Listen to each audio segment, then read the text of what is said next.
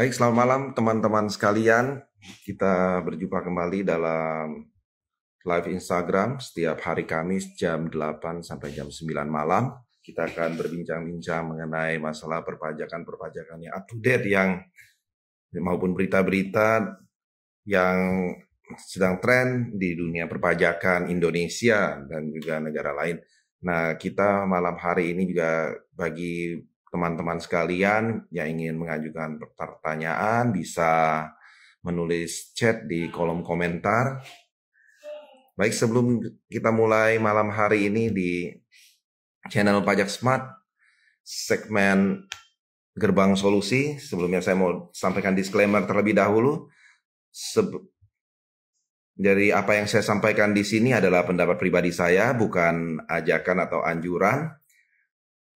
Bukanlah kajian akademis yang tidak dapat dibuktikan, belum tentu dapat dibuktikan kebenarannya dan belum tentu juga sesuai dengan ketentuan peraturan perpajakan yang berlaku, bukanlah saran profesional seorang konsultan. Teman-teman tidak boleh menggunakan video ini sebagai pedoman satu-satunya untuk melaksanakan kewajiban perpajakan teman-teman. Teman-teman boleh konsultasikan dengan konsultan pajak teman-teman masing-masing atau AR teman-teman di kantor pajak teman-teman terdaftar apabila ingin mengetahui lebih spesifik lagi tentang permasalahan perpajakan teman-teman. Oke. Beberapa hari ini kita melihat bahwa Dirjen Pajak melakukan tindakan penegakan hukum, penindakan yang cukup masif. Kita melihat juga bagaimana di beberapa daerah kita melihat bahwa Dirjen Pajak,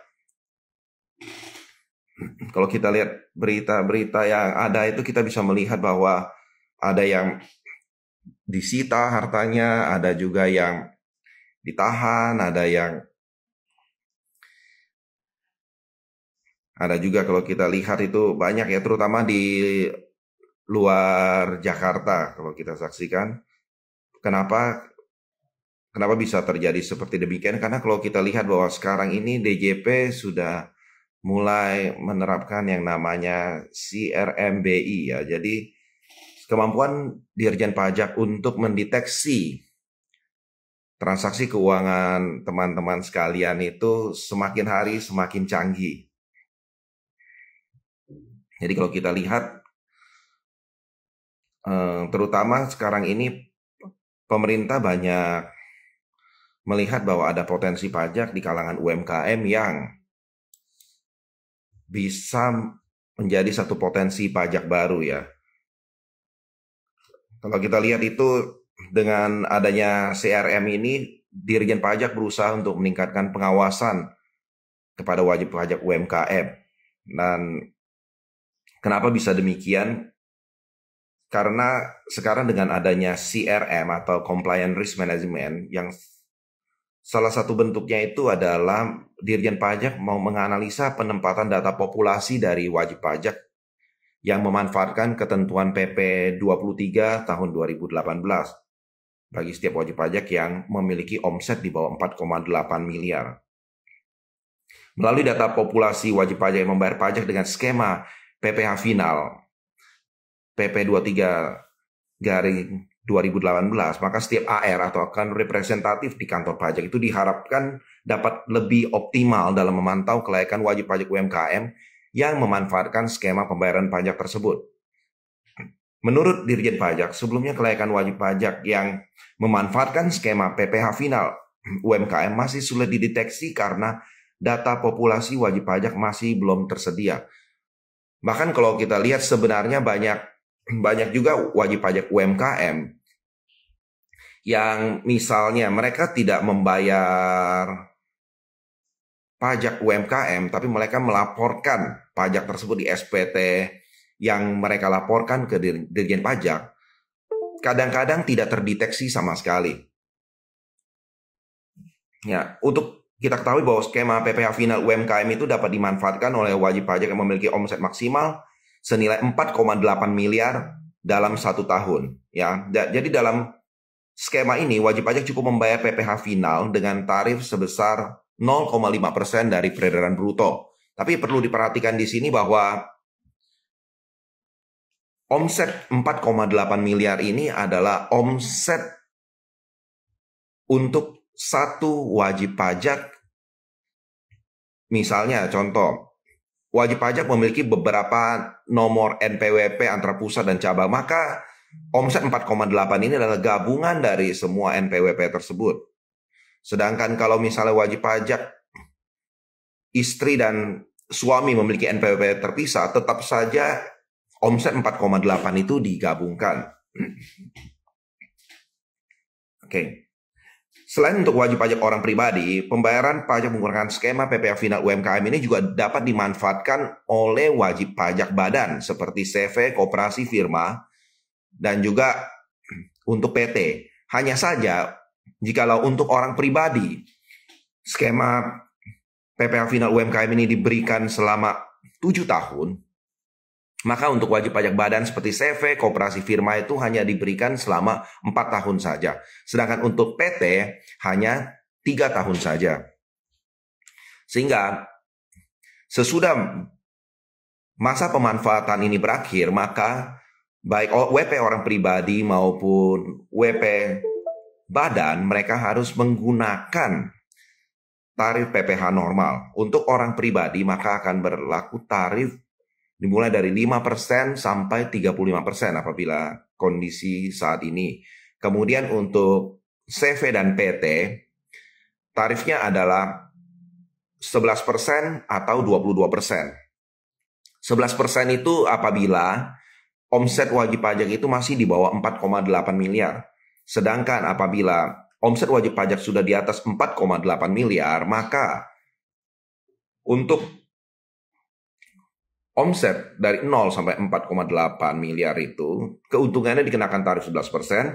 Dari 4,8 miliar sampai 50 miliar itu dikenakan 22%. Sedangkan untuk wajib pajak badan, apabila omsetnya sudah di atas 50 miliar, maka langsung dikenakan tarif 22%. Kemudian, khusus di tahun 2022 ini, bagi wajib pajak orang pribadi yang membayar pajak menggunakan skema PPh final UMKM sesuai dengan Undang-Undang Harmonisasi Peraturan Perpajakan, maka diberikan fasilitas bebas pajak sebesar 500 juta. Nah, bagaimana perhitungannya? Jadi, apabila seorang wajib pajak di bulan Januari, wajib pajak ini khusus untuk wajib pajak orang pribadi ya, misal tidak berlaku untuk wajib pajak badan, baik PT, CV, firma, dan lain-lain. Kalau untuk wajib pajak badan, tidak ada fasilitas omset bebas pajak sebesar 500 juta ini. Jadi berapapun omsetnya langsung dikali 0,5%. Sedangkan untuk wajib pajak orang pribadi itu, misalnya di Januari omsetnya itu baru 100 juta, maka di bulan Januari tersebut dia belum perlu membayar pajak. Bulan Februari misalnya omsetnya juga masih 100 juta, berarti baru 200 juta, belum perlu membayar pajak. Kemudian bulan Maret sama 100 juta, April 100 juta, Mei 100 juta. Maka dari bulan Januari sampai bulan Mei, karena omsetnya baru mencapai 500 juta, dia belum perlu membayar pajak. Di bulan Juni, pada saat omsetnya kembali mencapai 100 juta, nah pada saat inilah dia mulai membayar pajaknya, yaitu 100 juta dikali 0,5%. Jadi, pajak yang dibayar adalah untuk omset sesudah nilai 500 juta itu tercapai. Misalnya, kalau di bulan Mei, misalnya di bulan Mei itu omsetnya baru 450 juta. Nah, di bulan Juni ternyata omsetnya 100 juta. Sehingga dari Januari sampai Juni adalah 550 juta totalnya. Sehingga di bulan Juni hanya membayar 50 juta dikali 0,5%. Ya, ada pertanyaan dari... Kita lihat dulu, ada pertanyaan. Baik, dari Pak Isaya Thomas. Kalau belum dibuat, malam Pak, kalau belum dibuat CV masih WPOP di 2018, sempat omset lebih dari 4,8 M, tapi tidak ketahuan, tidak jadi PKP. Januari kemarin sudah ikut PPS, apakah kita masih bisa kena masalah atau sudah diampuni total?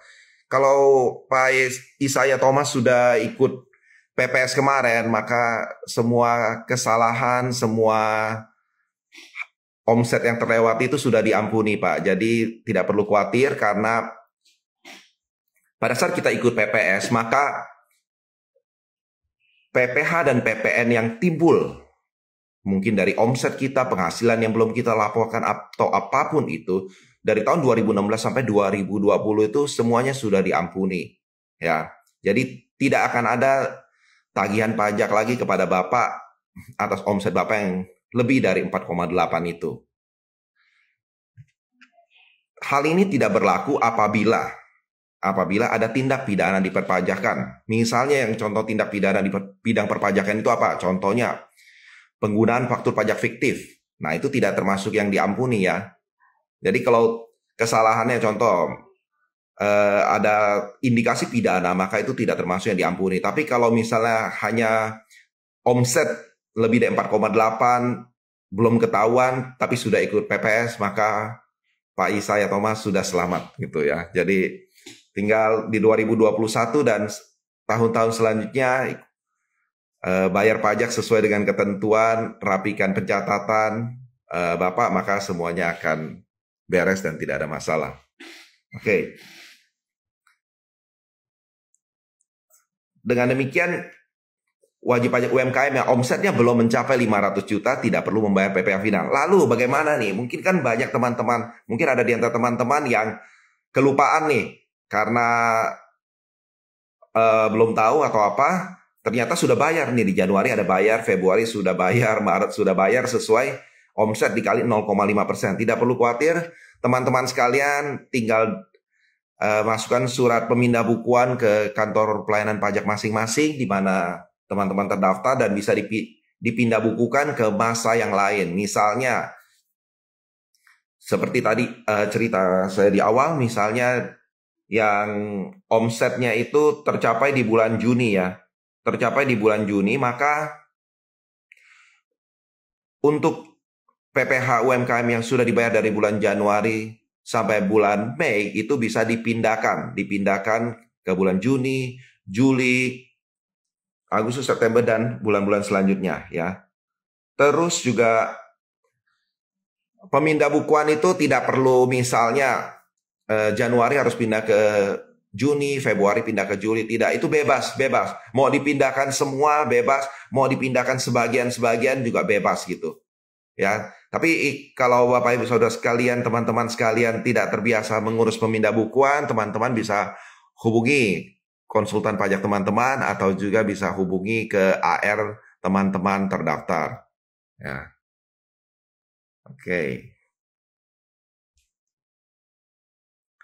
Oke, ada pertanyaan dari Ibu Linda Laurencia. Gimana Pak? Kalau Mei-nya 550 gimana? Kalau Mei-nya 550 maka di bulan Mei itu bayar 50 juta. Di masa Mei itu bayar 50 juta dikali tarif saja benar.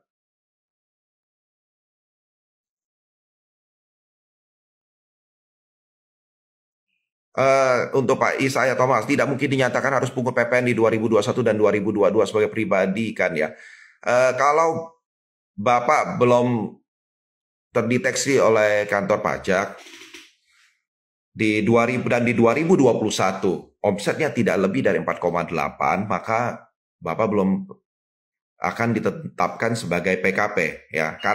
Tapi kalau di 2021 Bapak lewat dari 4,8, Bapak akan dijadikan PKP oleh kantor pelayanan pajak ya.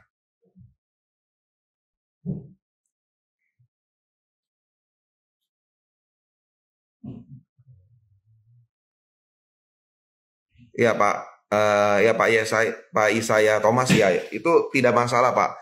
Kalau mengenai tadi yang saya sampaikan mengenai faktur pajak fiktif atau TBTS itu bukan berarti kita yang membuat ya. Bukan berarti UMKM membuat. Kalau UMKM kan memang tidak boleh membuat faktur pajak. Ini contoh saja. Contoh sebenarnya kalau UMKM tidak mungkin menggunakan faktur pajak fiktif.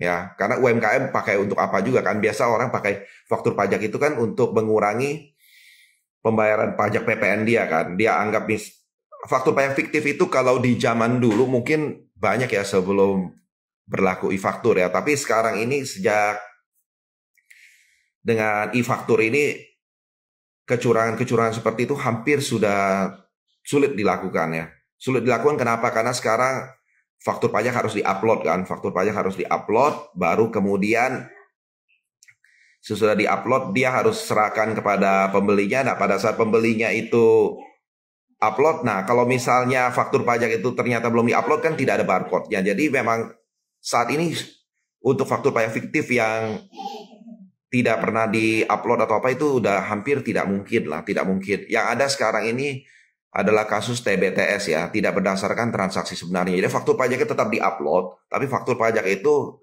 tidak berhubungan dengan kegiatan bisnis dia. Misalnya saja ada yang kita kasih contoh yang agak ini ya, misalnya ada toko bahan bangunan tiba-tiba mendapat faktur pajak dari eh, pabrik tepung atau apa, pabrik tepung, pabrik bahan baku makanan, seperti itu kan. Itu kan tidak berdasarkan transaksi sebenarnya. Seperti itu. Oke, kemudian kita, kalau ada pertanyaan boleh tuliskan di komentar ya, nanti kita akan bahas bersama.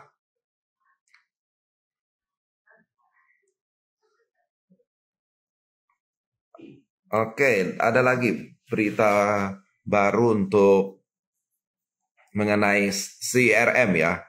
Jadi DJP akan mengintegrasikan 9 CRM ya. 9 jenis compliance risk management mulai bulan depan. Jadi terbaru ini DJP, Dirjen Pajak sudah meluncurkan CRM pelayanan dan tengah mengembangkan CRM keberatan ya. Kedua CRM ini akan diintegrasikan dengan 7 jenis CRM lainnya yang sudah terlebih dahulu diluncurkan, diimplementasikan. Jadi CRM itu apa sih? Compliance Risk Management. Jadi selama ini Dirjen Pajak itu melihat ada ketidakadilan yang terjadi di kalangan para wajib pajak. Kenapa ketidakadilan di kalangan para wajib pajak? Karena wajib pajak yang sudah patuh, sudah taat, tapi sering sekali malah diperiksa, dicek kebenaran laporannya. Sedangkan banyak wajib pajak yang mungkin tidak pernah terjangkau. Nah, inilah yang dengan adanya CRM ini, Compliance Risk Management, dengan memanfaatkan Business Intelligence, jadi istilahnya adalah CRM BI ya, Compliance Risk Management, Business Intelligence. Jadi mereka memanfaatkan, kalau sekarang ini kan ada namanya BDA, Big Data Analysis. Nah, ini yang banyak dipakai oleh Dirjen Pajak untuk mencari tahu nih. Sekarang data-data itu masuk ke Dirjen Pajak dari berbagai macam instansi, departemen, atau bahkan dari IOI ya, pertukaran data. Itu banyak sekali data-data yang masuk. Sehingga kalau kita lihat kemarin waktu PPS kemarin kan banyak teman-teman kita nih yang dapat surat, dapat himbauan untuk mengikuti PPS, dan data yang diperlihatkan itu benar-benar sangat detail, spesifik gitu loh. Punya saham di mana, punya rekening bank di mana, deposito di mana, kemudian pinjaman di mana, semua data masuk.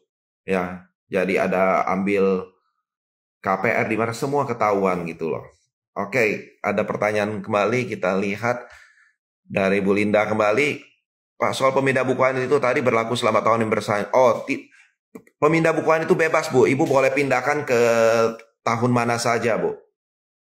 Itu jadi misalnya kalau Ibu, contoh misalnya nih, kita ada lebih bayar di bulan November. Tapi sampai Desember kita sudah bayar semua nih. Ini misalnya contohnya di PPN lah, PPN. Kadang-kadang kita sudah ada kelebihan bayar. Nah, kita kan nggak mungkin pindahkan ke bulan-bulan yang lain, karena bulan-bulan yang lain kita sudah bayar dengan benar. Nah, kita bisa pindahkan kemana?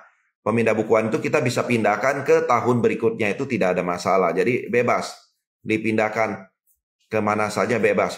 Bahkan ini ya, dipindahkan ke nama yang berbeda, KPP berbeda pun bisa. Tapi harus ada izin dari yang membayar tersebut. Contoh, yang membayar adalah saya Eka yang membayar pajak tersebut, tapi saya salah bayar gitu loh. Seharusnya bukan untuk saya. Seharusnya saya bayar atas nama Ibu Linda. Maka saya bisa mengajukan ke KPP saya untuk memindahkan pajak saya ke Bu Linda dengan surat pernyataan dari saya dan juga dari Bu Linda. Jadi nanti itu akan dipindahkan dari kantor pajak saya ke kantor pajaknya Bu Linda. Gitu. Kemudian ada dari Pak Yance. Pak, kalau beli barang oleh satu PKP, tapi kenyataan beli barang itu ada porsi untuk PKP lain yang nitip. Bisa karena ada minimal kuantiti dari vendor. Bagaimana pelaporan pajaknya? Nah, ini sebenarnya kalau kita lihat, saya coba lah ya. Ini maksudnya Bapak beli barang, Bapak sebagai pembeli ya, barang oleh satu PKP, tapi Bapak karena mau misal dapat diskon tambahan atau apa, atau karena ada minimal quantity order, ada PKP lain yang nitip. Nah, ini kembali nih, faktur pajak yang dikeluarkan oleh si penjual itu bagaimana? Apakah penjual itu mengeluarkan faktur pajak hanya kepada pihak Bapak, atau penjual itu men-split? Kalau saya baca ini seharusnya penjual itu tidak men-split ya, dia hanya seolah-olah jual ke satu pihak. Nah, kalau hanya jual ke satu pihak saja, maka itu akan dianggap itu adalah pembelian satu pihak saja, Pak. Jadi itu kalau Bapak misalnya mau bagi ke PKP yang lain, maka transaksinya kembali adalah Bapak harus jual ke PKP yang lain itu. Karena tidak bisa si penjual tidak menjual ke orang itu, tapi tiba-tiba orang itu menerima barang ya. Ini kan prinsip PKP itu, jadi faktur pajaknya itu harus jelas gitu loh. Jadi pelaporan pajaknya itu jadi dari penjual menjual kepada pembeli pertama. Senilai nanti pembeli pertama bayarkan kepada si penjual kan. Nah, karena kuantitinya sebenarnya melebihi dari yang dibeli oleh si pembeli pertama, maka pembeli pertama akan bagi ke pembeli kedua. Nah, tidak bisa cuma dioper begitu saja. Jadi pembeli pertama itu harus menjual kepada pembeli yang kedua. Saya rasa ini agak repot ya Pak ya. Apalagi kalau bagi PKP, nanti kalau pas pemeriksaan ini susah dijelaskan ini. Tapi kalau Bapak lakukan seperti penjualan, Bapak beli kemudian Bapak jual lagi kepada sebagian kepada pembeli kedua, itu masih oke ya. Tapi apa nggak bikin repot ya? Kira-kira begitu Pak Yance. Oke, sebentar. Sebaiknya kalau menurut saya kalau sudah PKP sebaiknya tidak titip menitip barang Pak. Jadi transaksinya harus rapi. Karena kalau PKP itu mereka ada biasanya kalau sebuah perusahaan sudah PKP pada saat pelapor SPT badan itu dari pihak Dirjen Pajak akan melakukan ekualisasi omset, kemudian juga ada ekualisasi HPP segala macam gitu. Oke, selanjutnya ada Pak Isaya Thomas lagi. Intinya setelah jadi badan ada pembayaran jasa ke luar negeri. Tapi dulu tidak ngerti tentang PPh 26, ada solusi selamat tidak Pak kalau kena PPh 26? Ini berarti sudah ini ya, kalau PPh 26 tidak harus 20% ya, itu harus lihat transaksi dengan negara mana, itu ada perjanjian P3B ya. Memang tarif umumnya adalah 20%, tapi coba dicek dulu itu jasa tersebut itu di perjanjian P3B-nya itu berapa ya, tax treaty-nya itu berapa persen. Jadi harus dilihat dulu tax treaty-nya berapa persen. Kalau ini pasti Bapak kan kirim uangnya ke luar negeri ya. Pembayaran jasa ke luar negeri berarti bayar ke luar negeri ya. Ini harus dilihat ke detail transaksinya Pak. Mungkin Bapak bisa konsultasikan secara pribadi atau bisa konsultasikan juga ke konsultan pajak Bapak atau AR Bapak, atau bisa juga ke www.lembagabantuanpajak.com. Karena ini lebih harus ditelaah lebih lanjut Pak Isaya Thomas.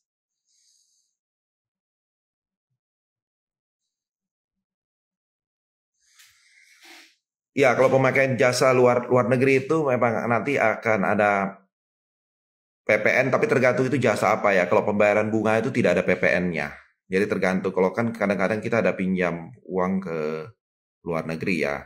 Nah, tapi kalau untuk jasa lainnya itu ada PPN. Tapi PPN itu kan nanti bisa jadi kredit pajak. Tapi ini kan ceritanya ini sudah lewat ya. Ini sudah lewat ya.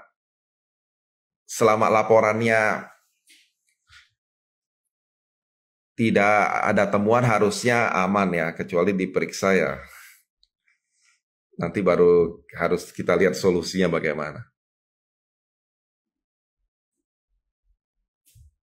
Oke, kemudian ada pertanyaan dari Ibu Emilia Ko. Kalau Malam Pak Eka, kalau SIUP JPT jasa pengurusan transportasi untuk Ocean Freight-nya itu dibukukan sebagai reimbursement kena P tidak kena PPh asal nominal yang ditagihkan di credit note dan yang kita tagih debit note sama. Ya kalau misalnya reimbursement itu pertama faktur pajaknya tidak boleh, tagihan faktur pajak semua tidak boleh atas nama perusahaan ibu ya, tidak boleh atas nama perusahaan SIUP JPT itu. Ya, kemudian ya benar itu jadi CNDN-nya ya harus dicatat sama itu. Jadi karena kan namanya reimbursement kan, berarti berapa yang ditagih oleh mereka itulah yang kita tagih ke orang kan. Dan itu nanti waktu kita tagih kepada pihak pemakai jasa kita, maka itu harus di-split, dipisahkan. Kita menagih PPN. Nah,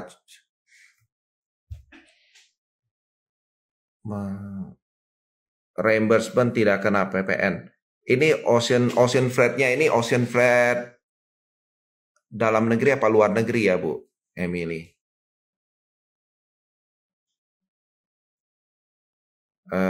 Tax treaty, Bu Linda, tax treaty. Oh, tax treaty itu bisa lihat di perpajakan.id, bisa juga Ibu coba cari, kalau tidak bisa minta ke kantor pelayanan pajak. Itu setiap negara itu ada tax treaty biasanya ada tax treaty dengan Indonesia. Contoh Indonesia Singapura ada, Indonesia Pakistan ada, Indonesia dengan Malaysia ada. Jadi dengan setiap negara itu ada tax treaty masing-masing dan tarifnya itu biasa beda-beda.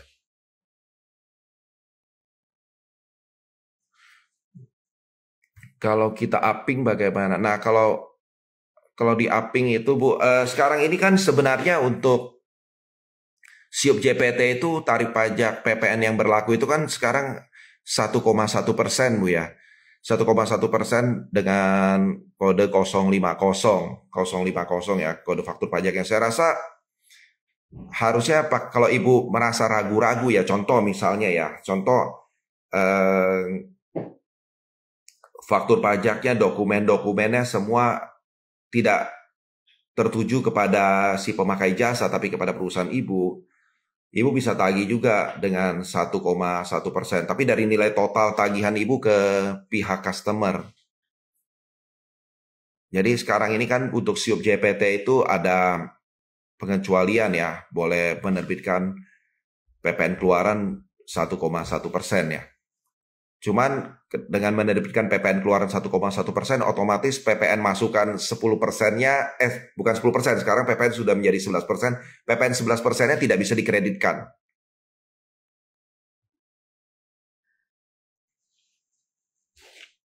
Ocean Freight ke luar negeri, berarti Ibu angkut ke luar negeri. Itu kemudian tagihan dari Ocean Freight-nya itu ditagih kepada pihak Ibu apa pihak customer, Bu?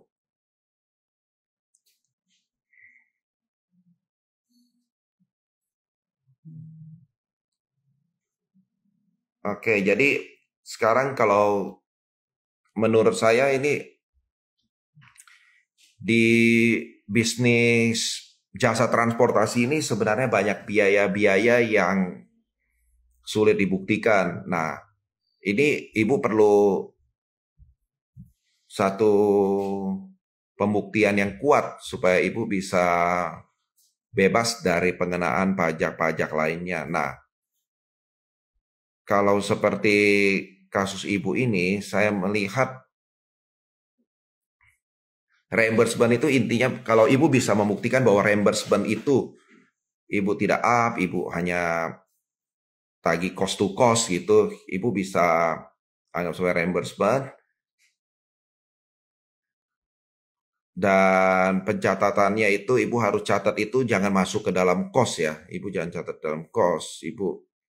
Karena pada saat Ibu misalnya anggap itu reimbursement tapi Ibu masukkan sebagai cost beban atau masukkan ke dalam HPP, maka itu tidak bisa dianggap sebagai reimbursement.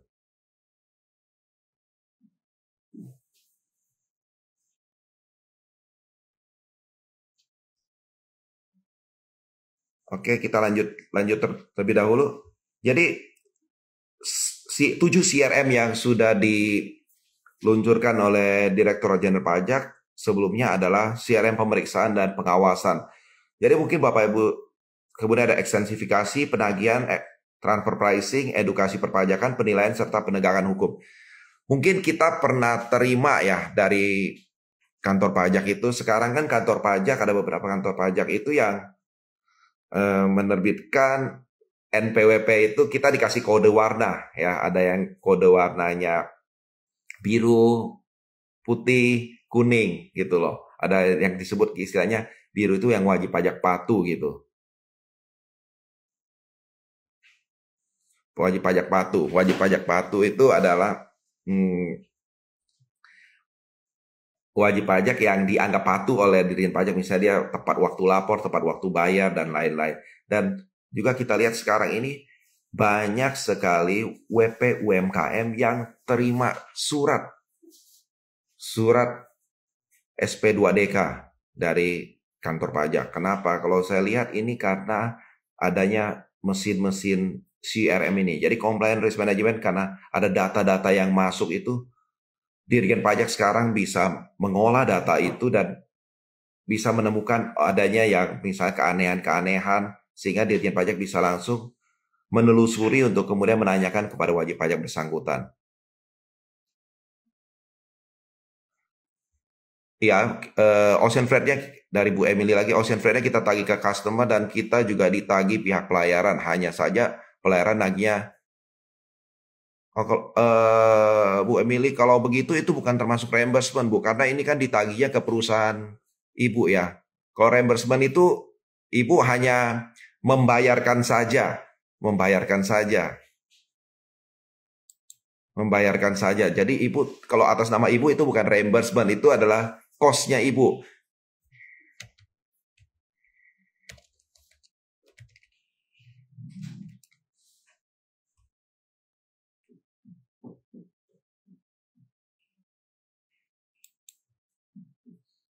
Itu ada ketentuannya tentang reimbursement itu, Ibu bisa baca nanti di minggu depan, atau Ibu bisa kontak langsung ke lembagabantuanpajak.com untuk konsultasi lebih lanjut. Saya rasa Ibu Emily kalau ada yang mau ditanyakan lebih lanjut. Itu ada ketentuannya bahwa kalau reimbursement itu tagihan tidak boleh atas nama pihak kita.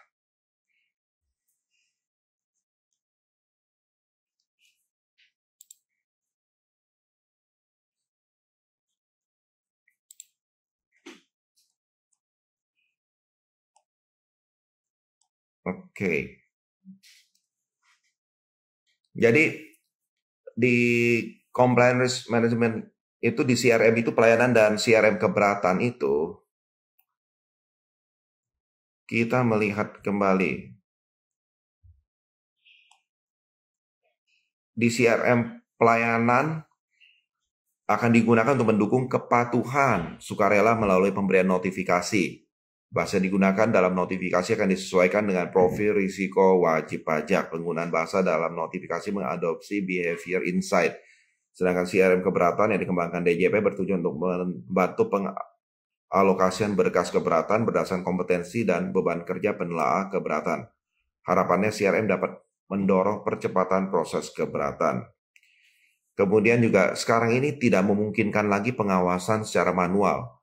Jumlah wajib pajak dan pengawasan menjadi bagian dari sejumlah alasan bagi Direktorat Jenderal Pajak dalam pengembangan CRM dan bisnis intelijen. Jadi kalau Bapak Ibu Pak, teman-teman sekalian perhatikan, sekarang ini kalau teman-teman telat bayar pajak, lupa lapor, telat lapor atau apapun itu, STP-nya itu biasanya cepat keluar. Beda dengan mungkin 5 atau 10 tahun yang lalu ya. Kenapa? Dulu itu STP itu diterbitkan manual. Manual. Kalau sekarang by system sudah diterbitkan sehingga kalau misalnya kita terlambat bayar atau misalnya kita telat lapor langsung itu by system itu akan dikeluarkan STP-nya gitu. Oke.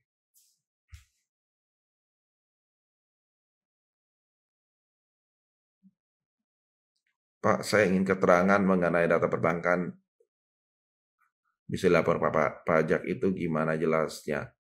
Itu ada di SE dari PPATK ke masing-masing bank umum, Pak. Bisa dicek di peraturannya itu ada yang SE nomor 2 dan SE nomor 6 untuk lebih jelasnya, Pak. Kemudian Pak Sada Shop, malam PK suami istri masing-masing punya NPWP sendiri. Apakah bebas pajak UMKM 500 juta bisa untuk masing-masing suami 500 juta dan istri 500 juta. Nah, khusus yang ini itu tidak ada pengaturannya, belum jelas pengaturannya. Jadi kalau menurut saya karena NPWP masing-masing, nanti kan lapor SPT masing-masing. Pastikan waktu lapor SPT itu dari e-form pajaknya mungkin langsung ada dibuat bahwa 500 juta itu bebas pajak. Menurut saya sih sebaiknya masing-masing tetap dapat pembebasan 500 juta dulu, Pak. Supaya tidak repot kalau Bapak nanti sudah lebih bayar, nanti repot kan, harus pemindah bukuan. Tapi kalau nanti Bapak kurang bayar ya Bapak tinggal misalnya ternyata hanya bisa berlaku untuk suami saja, istri tidak bisa. Kan Bapak tinggal tambahkan 2.500.000 ke pembayaran pajak istri. Sampai sekarang itu belum ada ketentuan yang mengatur jelas tentang hal ini, Pak. Kalau itu boleh, itu 500 juta itu hanya untuk si suami saja atau untuk suami 500, istri 500, Pak. Tapi kalau mengenai omset UMKM 4,8 miliar itu penggabungan antara suami dan istri.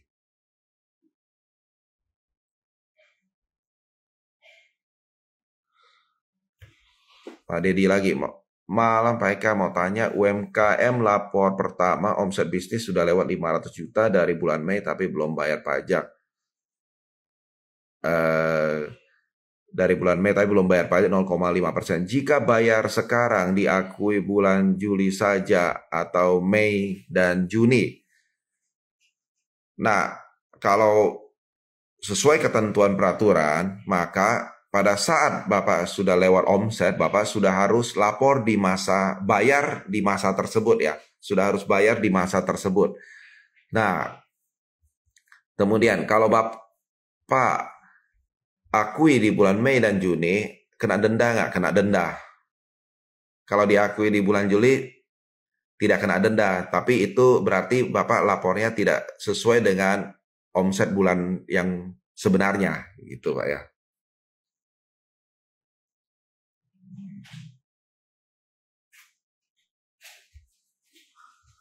Kalau sudah terlanjur maka PPN yang Ibu Emily lagi, kalau sudah terlanjur, maksudnya terlanjur apa Ibu ya? Maka PPN yang kita bayar sebesar yang kita tagih ya Pak, PPN yang kita bayar sebesar kita tagih pertemuan sosial kerja.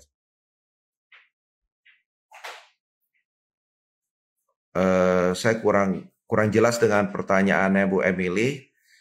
Kalau misalnya maksudnya Ibu PPN masukan yang PPN-nya PPN apa ya? Saya kurang, mungkin boleh di-chat kembali supaya lebih jelas. Kedepannya lebih baik pisahkan Ocean Fresh sendiri dan jasa kita buat invest sendiri. Ya benar, itu dipisahkan itu lebih baik. Ocean Fresh itu kan Mbak Ibu reimbursement kan. Jadi harus pastikan tagihan Ocean Fresh-nya bukan kepada pihak Ibu, tapi kepada pihak customer-nya Ibu.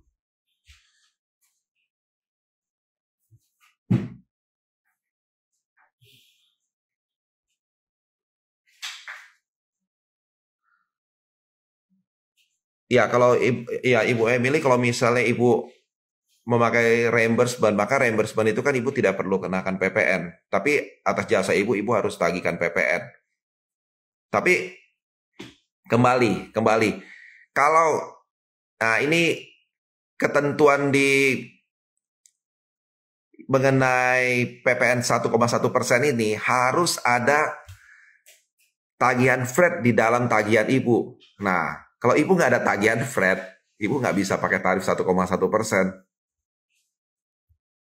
Jadi Ibu memang harus masukkan itu ada unsur tagihan flat. Kalau tidak ada unsur flat itu nggak bisa tagih 1,1%. Ibu harus tagih 11%. Sekarang customernya mau nggak Ibu tagih 11%?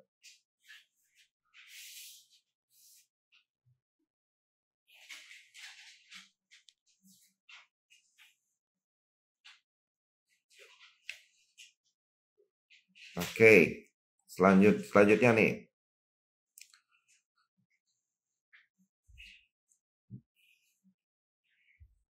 Nah, kemudian sekarang juga kalau kita lihat Dirjen Pajak juga sangat mengejar yang namanya PMSE ya, penjualan perdagangan melalui sistem elektronik ya. Jadi bagi para UMKM yang jualan online,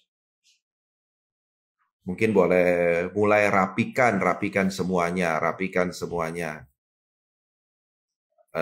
semuanya supaya tidak jadi masalah ke depannya. Kemudian juga pembelian Bapak Ibu saudara sekalian, teman-teman sekalian, kalau sekarang dengan faktur pajak itu pasti ketahuan belinya. Jadi banyak UMKM yang ternyata diketahui bukan UMKM karena faktur pajak yang diterbitkan oleh lawan transaksi kepada pihak teman-teman ternyata sudah lewat dari 4,8 miliar. Seperti itu, Pak. Ada pertanyaan dari Pak SNTN ya. Pak, saya ingin keterangan mengenai data perbankan pemindah bukan jelas lapor pajak. PPATK itu gimana jelasnya? Ini kalau Bapak mau lihat peraturannya itu ada peraturannya. Itu di SE PPATK nomor 6 tahun 2021 dan SE PPATK nomor 2 tahun 2021. Itu jelas di sana, Bapak bisa baca, bisa lihat di sana. Jadi intinya itu semua data-data itu data-data yang dilaporkan oleh PPATK dilaporkan oleh bank ke PPATK itu sebenarnya banyak sekali data-datanya. Cuman terkadang itu mereka ada yang laporkannya secara gelondo kan. Ada yang mereka laporkan itu memang per satu-satu begitu. Nah, jadi yang mereka mau lihat itu untuk PPATK itu sebenarnya mereka kadang-kadang kan kita hanya berpatokan pada angka 500 juta ya, 500 juta sehingga ya sering orang tarik dana atau setor dana itu di bawah 500 juta. Tapi kan yang namanya transaksi itu adalah transaksi di dua belah pihak. Nah, pada saat transaksi di dua belah pihak ini mungkin kita hanya setor 300 juta ke pihak A. Kemudian ada orang lain juga yang setor 300 juta juga ke pihak A. Kalau kita lihat hanya dari sudut kita sendiri, kita hanya setor 300 juta. Pihak A hanya terima 300 juta. Tapi itu kan bisa terjadi, kita setor di satu cabang bank, kemudian orang lain setor ke rekening pihak A dari cabang bank di tempat lain. Pada saat masuk kan jadi sama gitu kan. Jadi dia karena ternyata yang masuk ke rekening A itu lebih dari 500 juta, kan harus diketahui. Kenapa bisa lebih? Oh, karena ada penerimaan dari pihak yang kita, kemudian dari pihak orang lain begitu. Jadi itu yang dilaporkan. Tapi sebenarnya kita tidak perlu khawatir sih. Itu kan hanya pelaporan. Kalau selama transaksi kita bersih dan clear, jelas, itu tidak ada masalah. Oke, dari Bu Linda lagi Pak Eka, kalau kita impor barang waktu kita buat PIB, biasanya kan kita pakai harga CIF, Cost Insurance, Fred, oke, atau CNF. Cost and Fred. Sekarang ini Fred kan lagi mahal ya. Kalau kita buat PIB berdasarkan harga FOB, tapi pembayaran Fred-nya kita bayar juga ke luar negeri, nanti Fred itu kena PPh pasal 26 juga nggak Pak? Untuk yang kasus Bu Linda ini sebaiknya menurut saya, Ibu beli barang dari barang dari supplier Ibu langsung saja all in dengan freight-nya Bu. Jadi itu termasuk harga semua. Ibu jangan bayar freight sendiri. Jadi minta aja misalnya agreement-nya adalah FOB destination sampai ke tempat Ibu kan. Bu Linda ya, sebaiknya diminta langsung saja harganya sudah termasuk ke dalam harga jual dari si penjual itu. Bu Emily ada pertanyaan lagi, Pak. Saya mau tanya lagi, kalau OP sudah PKP, terus mau buka CV, tapi tempat usahanya di luar. Yang saya tanyakan, CV tersebut kewajiban pajaknya sesuai domisili usaha atau sesuai KTP. Kalau CV itu berarti Ibu daftar di mana, maka itu sesuai domisili CV itu terdaftar, Bu. Jadi kalau CV-nya Ibu dirikan di Solo, terdaftar di KPP di Solo, berarti kewajiban pajaknya di Solo, Bu. Walaupun KTP Ibu di Malang. Kemudian pertanyaan dari Kak Rasya Kalivi ya. Malam Pak Eka mau tanya untuk pencabutan PT PKP. Itu maksudnya pencabutan PKP-nya ya. Bukan pencabutan NPWP-nya ya. Itu yang diperiksa sama orang pajak biasanya apa saja ya Pak? Omset PT tiap tahun nggak sampai 5 juta, bayar pajak 0,5. Itu yang diperiksa all tax ya kalau untuk pencabutan, terserah kantor pajak. Kalau menurut saya, kalau mau aman ya tunggu lewat 5 tahun ya. Daluarsa 5 tahun baru ajukan tapi itu dengan catatan PT tersebut tidak ada transaksi. Kalau PT tersebut itu selalu ada transaksi, mungkin ya diperiksa juga harusnya tidak masalah kan. Ini PT UMKM kan, pembayaran kan berarti pajaknya, kalau bayar pajaknya sudah sesuai omset berarti sudah pasti benar. PPN-nya sudah sesuai omset sudah pasti benar. Tidak akan ada sanksi di PPh badannya. Mungkin yang akan jadi temuan adalah di PPh lainnya. PPh pasal 21 kalau ada karyawan, kemudian PPh pasal 23, PPh pasal 4 ayat 2, potput, paling temuannya di sana ya. Dan juga mungkin kalau transaksinya banyak retail, mungkin bea metrainya akan dicek. Itu saja sih. Harusnya kalau UMKM mau cabut, harusnya selama sudah bayar pajak 0,5% sesuai, harusnya aman. Paling temuannya adalah di potputnya saja. Mungkin yang akan timbul denda hanya di sana saja. Dengan catatan pembukuan PT-nya rapi ya. Tahun 2021 pakai PPh 25, 22%. Aktualnya 11% ya, laba bersih. Rencana 2022 ini pakai PPh pasal 2. Oke, rencananya. Ya paling kalau di 2021 pemeriksaannya ya paling kena ada koreksi HPP atau hal-hal lain yang mungkin tidak dianggap biaya ya oleh KPP. Nah, kalau di 2021 mungkin lebih berat karena bisa kena koreksi biaya. Jadi bisa ada kurang bayar di PPh badannya. Pak Yance, saya tanya lagi. Pak, boleh nggak kalau buka CV untuk alat berat, terus kalau PT ada proyek dan untuk semua transaksi disubkan ke CV? Legal apa tidak, Pak? Ya legal-legal saja, itu kan dua badan berbeda ya, badan usaha yang berbeda. Ingat potong pajaknya aja waktu kalau memang itu jasa ya.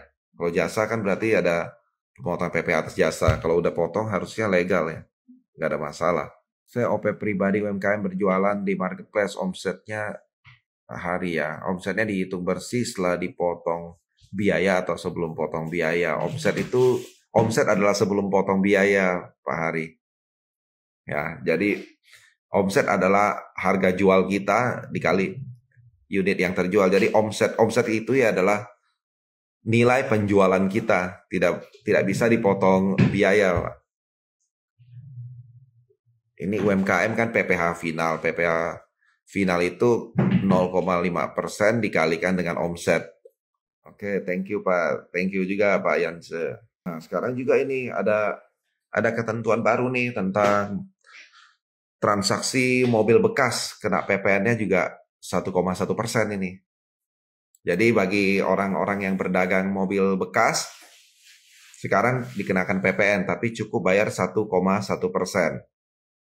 Nah, tapi ingat 1,1% ini kalau usaha kita memang berjualan mobil bekas ya. Kalau misalnya kita perusahaan punya mobil terus kita jual, itu tidak bisa pakai 1,1% karena itu namanya itu istilahnya itu adalah PPN pasal 16D ya. Jadi itu adalah aktiva yang menurut tujuan semula tidak untuk diperjualkan, kemudian kita jual. Nah itu PPN-nya normal. Jadi pada saat jual ya kita terbitkan PPN 11%. Ya hari ini juga di KPP Pratama Jakarta Kebonjeruk 2 ada berita juga. KPP Pratama Jakarta Kebonjeruk 2 di Jakarta yang melakukan penyitaan rekening milik penunggak pajak senilai 8,8 miliar di salah satu bank di Kecamatan Kebonjeruk, Jakarta Barat pada 25 Mei 2022. Jadi kita lihat bahwa sekarang ini pajak termasuk cukup ketat ya, cukup ini ya, tindakannya sudah mulai keras ya kepada wajib pajak yang membandel. Untuk Pak Yeremia Waluyo, perlakuan untuk yayasan mulai 2022 bagaimana ya? Maksud Bapak bagaimana ini? Maksudnya PPH-nya tarifnya normal. Jadi sudah tarif yang 11% dan 22% itu, Pak. Ini dari Ibu Emilia, Pak tanya lagi kalau OP PKP usahanya mau dialihkan ke CV, apakah bisa pakai sistem in-bank? In-bank itu untuk aset ya. Ini yang maksudnya yang dialihkan apanya ya, Bu Emil? Pak Isaya Thomas tanya Pak, CV ABC PKP jualan merek X, selama ini merek X kena PPN, kalau merek X kita pindahkan dijual PT CV ABC PKP jualan merek X, selama ini merek X kena PPN, kalau merek X kita pindahkan dijual oleh CV DEF boleh tidak? DEF mendapat barang, kalau misalnya DEF mendapat barangnya secara legal resmi, tidak ada unsur melarikan diri dari PPN-nya. Sekarang yang jadi pertanyaan itu memindahkannya itu bagaimana maksudnya ya? Misalnya CV ABC ini memproduksi barang tersebut atau CV ABC membeli dari pihak lain. Kalau misalnya CV ABC membeli dari pihak lain kan CV DEF tinggal membeli saja dari pihak lain. Misalnya CV ABC PKP, DEF bukan PKP kan. Berarti tinggal CV DEF-nya ini beli, kemudian dia jual. Karena dia bukan PKP, dia tidak perlu tagih PPN. Yang jadi masalah kalau CV ABC itu adalah produsennya. Kalau mau CV DEF yang jual ya berarti barangnya harus ABC jual kepada DEF dulu. Oh, Pak Hari bertanya lagi, omset sudah lebih dari 4,8, apakah harus jadi PKP? Kalau omset sudah lebih dari 4,8 itu sesuai ketentuan harus jadi PKP, Pak. Emilia tadi, Ibu Emilia tanya apa ya sebelumnya ya? Kalau Ibu Emilia mau alihkan itu agak beresiko ya Bu ya. Menurut saya agak beresiko ya. Karena kenapa? Yang mengalihkan adalah PKP. CV-nya itu PKP bukan.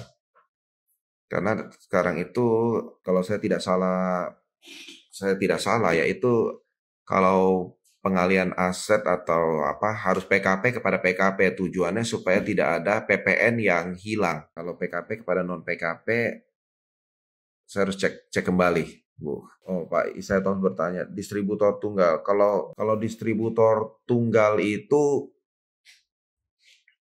sebaiknya minta ganti saja distributornya kalau bisa. Kalau tidak bisa, kalau misalnya aliran barangnya tetap lewat PT ABC, dijual ke PT DF, DF dapat barangnya dari mana? Ini yang jadi masalah ya.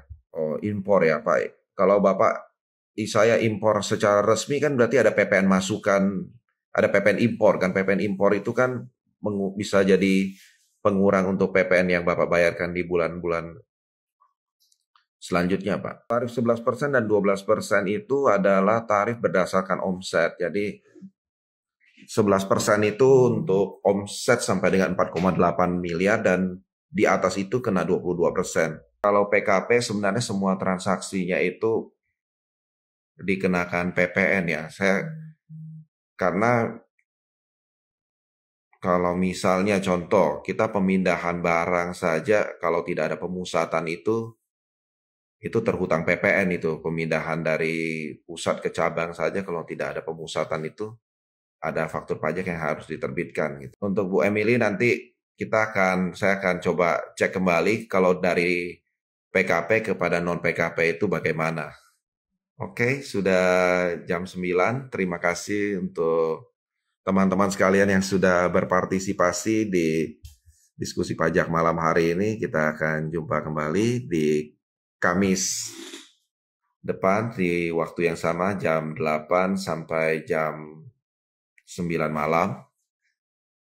Kemudian kalau ada yang mau konsultasi khusus, ada yang ditanyakan lebih spesifik, bisa hubungi di www.lembagabantuanpajak.com. Di sana banyak teman-teman, banyak trainer-trainer, para konsultan yang bisa membantu Bapak Ibu Saudara sekalian, teman-teman sekalian dalam masalah perpajakan teman-teman sekalian. Ya, jadi sampai jumpa kembali di minggu mendatang.